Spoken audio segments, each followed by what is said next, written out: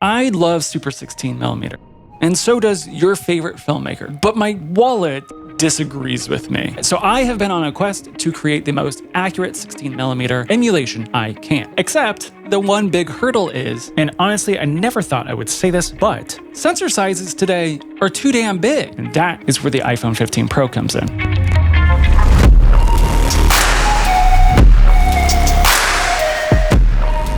Digital sensors over the course of the past 10 years have really changed what we view as an acceptable size of a format. Back in the day, 16mm, when compared to digital sensors, was actually a very large format. For example, back when I started college, we were shooting with 1/3 inch sensors onto mini DV. You know, like 28 Days Later, but bad. Very quickly, the 5D revolution completely changed everything and skewed our understanding of what a digital sensor size is supposed to be. Super 16 started looking smaller and smaller and smaller, so nobody really makes Super 16 size sensors anymore. This, despite 16mm film still being used all the time. Now, there's certainly a lot of digital cameras that can crop into their sensor to create a Super 16 mode. But they're not specialized and they're not 4K. You could argue is more accurate that you can pull out of a Super 16 negative somewhere around 2 to 4K. One of the reasons people love the Blackmagic camera OG is because the sensor size is extremely close to Super 16. But that camera came out almost a decade ago? More than a decade ago? But there's no dedicated camera that I know of that is committed to Super 16 as a format size. Now, if you're a real sensor head, you might be saying, Joe, I already know the answer. It's a 1-inch type sensor or a micro four thirds sensor that is the digital modern equivalent of Super 16. And you're not wrong. It is incredibly close. Is it the closest though? You sure about that? Let's find out together in America's newest game show, Marginal Differences in Sensor Size. So, before we begin, it'd be great to define what our starting point and finish lines are. So, we actually have two finish lines. We have traditional 16mm and Super 16. The difference between the formats is that traditional 16mm is a 4:3 format, and Super 16 is a 16:9 format that gives you more information horizontally, but actually just a touch less vertically. Super 16 is the bigger format. So now that we know what we're trying to get to, where are we starting at? And there's a very specific reason why I said iPhone 15 Pro and not an older iPhone. Because if you have an older iPhone, you still have a 1/3 inch sensor, just like mini DV cameras. And it gets worse. You're not actually using the entirety of that sensor. What's happening is a 16:9 extract of your 4:3 sensor. So we're even further away from 16mm than we even think. Thankfully, sensor sizes in the iPhone 15 Pro and 16 Pro have now scaled up. The 16:9 extract is now dead on a 2/3 inch sensor. 2/3 inch sensors were very popular at the turn of the century. They shot some amazing movies. Zodiac, Benjamin Button, Collateral were shot using a 2/3 inch sensor, which is a much bigger sensor size, but still, as you can see, not exactly 16mm. We have a long way to go. So there's 3 tips that we can do to help get us to 16. Tip number 1 is, of course, like and subscribe. Tip number 2 is if you have an Android that's using motion cam and a 1-inch sensor, congrats, you can give yourself a pat on the back. It sounds fantastic. You can gloat in the comments down below. Tip number 3, get a third-party app that can turn off stabilization. Because you may not realize it, but Apple puts a 10% crop on your image, which is actually a good thing. Because of the size and weight of the iPhone, it'd be very, very hard to get a stable shot without some form of digital stabilization. As you can see horizontally, we are almost to that mythical 16mm promised land. The issue is that on the vertical axis, we have a lot more to do. Somehow we're going to have to open up the vertical axis of our sensor, just like if you're taking a photo in the camera app. One way is to do quick capture, which is kind of like a quick hack to get the entirety of your sensor into a video format. Problem, there's no log, there's no ProRes, and there's no manual controls. So we're going to have to use the only app that I know of that allows you to do all of that, and that is Perla, which, by the way, just got a massive 3.0 update. The update includes external recording, HDMI out, a brand new UI and UX, a internal media management, and there's also a waveform that lets you dial in your exposure. Perla 3.0 honestly moves Perla from like man, I really want this to be good. I have a lot of hope. I have a lot of passion for this app.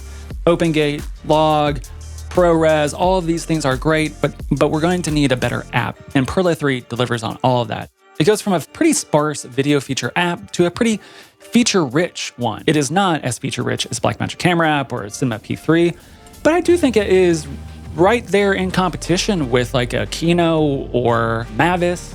In full transparency, Perla offered me the opportunity to be a part of their beta program, so I've been able to really play around with Perla 3.0 over the course of the past week. They have not paid me, and they will not see this video before it goes out.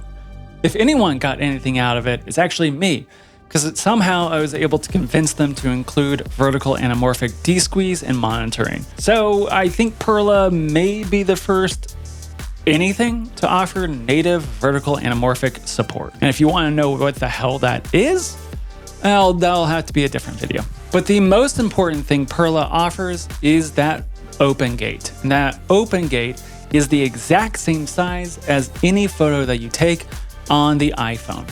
They are exactly the same image. There's no cropping involved. So we now have access to the entire sensor size, both horizontally and vertically. So let's see just how close we've gotten the iPhone to 16 millimeter. That is 3.6% difference in terms of field of view. And that's assuming you don't have to crop anything out of your 16 millimeter image. And so we have achieved basically 16 millimeter with our iPhone sensor.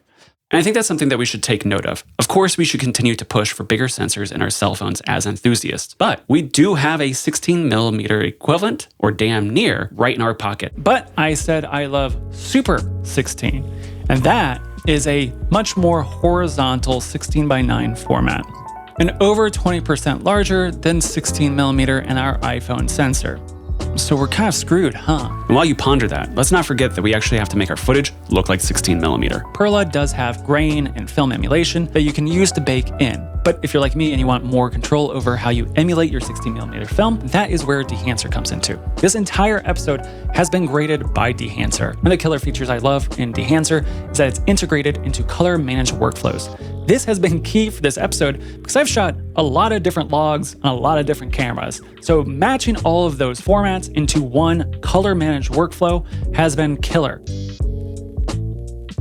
One of the biggest tips I'll give when using Dehancer is to set your negative stock and your print film stock first before you make any other adjustments, because your negative is going to make a huge impact on how your image looks. And once we have set our negative and our print film, now we can adjust our grain. So out of the box, Dehancer is set for 35 millimeter. For our grain, halation, and bloom, let's drop those down to 16 millimeter. Now, one thing that I've noticed in terms of bloom and halation is that Dehancer out of the box is a little too strong for my taste. So I've reduced bloom and halation, but I've kept the 16 millimeter grain where it is. I feel like YouTube really scrubs a lot of grain information. Now, once we have those set, we can actually grade our image below the plugin. But I get it if you want a completely iPhone workflow.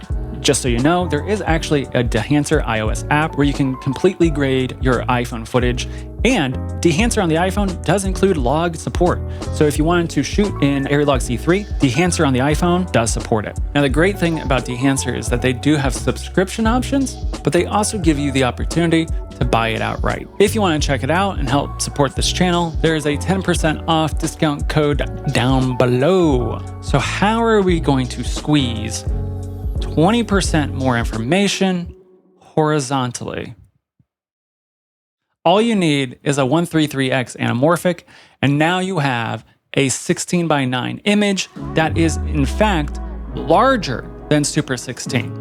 Stealing language from Phil Holland, you're now creating a virtual sensor that has a larger sensor size than Super 16. So we have effectively moved our sensor from 2/3 inch to a virtual sensor that is larger than Super 16. When comparing Super 16 to a generic Micro Four Thirds sensor, well, the Micro Four Thirds sensor is 48.8% bigger than Super 16.